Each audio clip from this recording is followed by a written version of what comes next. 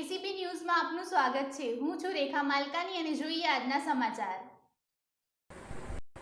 મોડાસાના સાકરિયા ગામે પદયાત્રીઓને સર્જાયો અકસ્માત। પગપાળા ચાલતા 3 પદયાત્રીઓને પશુ ભરેલા ડાલાએ અડફેટે લીધા।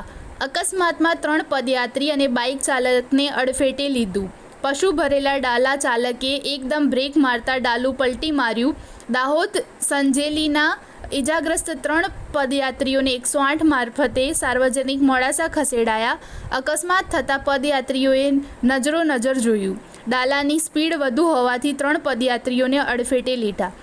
મોટી જાનહાનિ થતાં ટળી।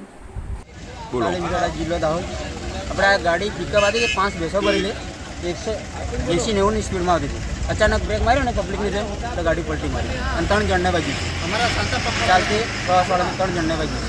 પદયાત્રીઓને વાગી છે। કઈ બાજુ ગાડી આવતી હતી? ગાડી આ બાજુથી આવી બરોબર। બાજુથી શું ભરેલું હતું ગાડીમાં? ભેંસો ભરી હતી 5 ભેંસો ભરી હતી। એકદમ બ્રેક મારી એમને? અચાનક બ્રેક માર્યો, પલટી મારી દીધી ગાડી? કઈ જગ્યાએ? ભેંસો અમે જ છોડી છે ગાડીમાંથી। ઓકે।